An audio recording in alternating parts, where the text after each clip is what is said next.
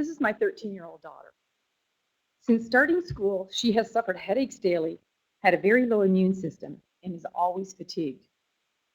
After many doctor's appointments and consultations in Ottawa, there were no diagnoses that could relieve her symptoms. By grade 2, out of desperation, we took her to London, England to see a specialist. She was diagnosed with electromagnetic hypersensitivity. Sorry.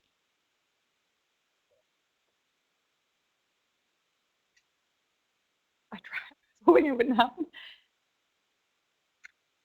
We immediately removed all our deck phones and Wi-Fi from our home. She had relief at home, but continued to suffer at school. We discovered there were 2 cell phone towers outside her school that were impacting her. She continued to go to school, but missed about 50 to 60 days a year due to her headaches and low immune system.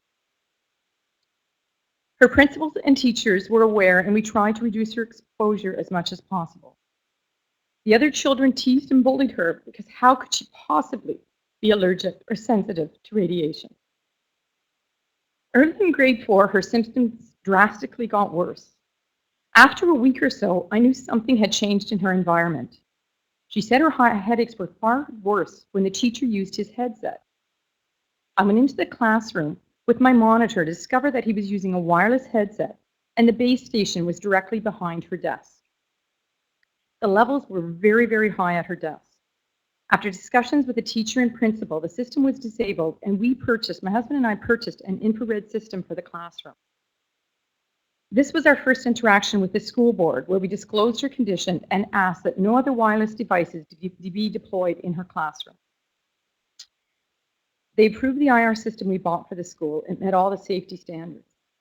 In the meantime, we renovated our basement, adding a bedroom complete with shielding paint to enable her to sleep in an environment where her body could detoxify the radiation at night.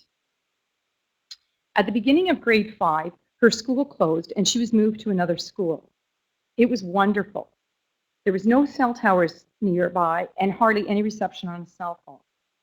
For the first time in her life, she attended school without a headache. She tried and made out for school teams. She was very involved with her friends, and she wasn't missing so much school. Her energy level was vastly improved. Her academics soared. At the end of the year, she was honored as one of the top 2 children in her class. Grade 6 started on the same note as grade 5 ended. Academically, socially, and athletically, things were great. Right after March break, she started coming home from school complaining of headaches again. Upon investigation, we discovered that Wi-Fi had been deployed throughout her school. Of course, no parents were informed that this was happening. Many more meetings with the principal and school board were held. We just wanted her last 3 months of elementary school to be fun and pain-free. They had no applications yet running on over the Wi-Fi, but they insisted on leaving it on. It was miserable. It was a miserable last 3 months with lots of missed school as her health was ailing. We started taking her to a cranial osteopath weekly to help relieve her symptoms.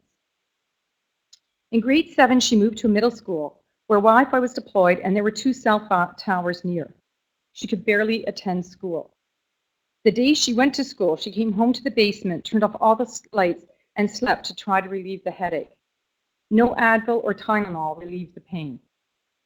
After many meetings with principals, teachers, and school board superintendents, they could not come up with a solution to accommodate her needs.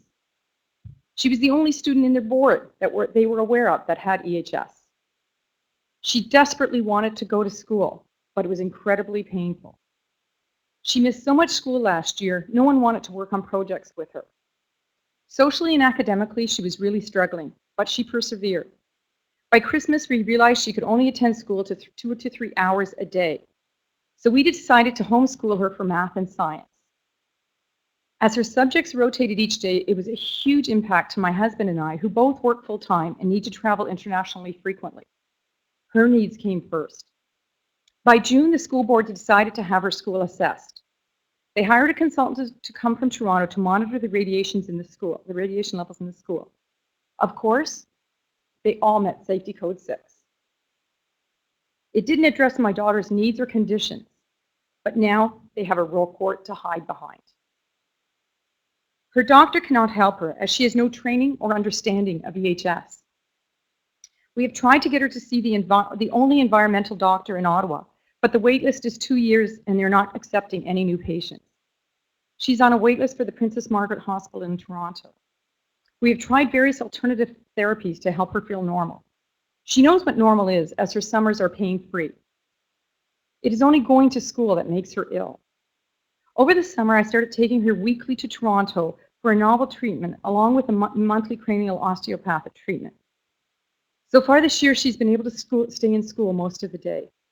She does not like to go to Toronto for appointments as she misses school, her friends, her sports and activities. But we have no other alternative. Enabling our daughter to go to school has come at a huge cost to our family, both financially and time-wise. It has impacted her socially, academically, and athletically. children need to be supported. I often wonder if it was my work as a computer scientist and a heavy user of wireless devices while in the telecom industry, while pregnant for her, that has caused her problems. I currently work in the genetics field and understand the harmful impacts to one's DNA. Pregnant women need to be warned. My daughter has aspirations to be a veterinarian, but she needs to get an education to achieve it. She needs to be in a school pain-free to get an education. Besides all the technical information presented today, please consider the huge biological impact that Safety Code 6 has on our daughter and the future generations of children. We are fortunate our 11-year-old son is not EHS, but I am very concerned for his health by sending him to school. I shouldn't have to worry that his school environment is poisoning him. As a computer scientist, I understand the desire for fast, easy access to information. There are safe ways to achieve this. Safety Code 6 needs to be revised, and it needs to be done now. Thank you.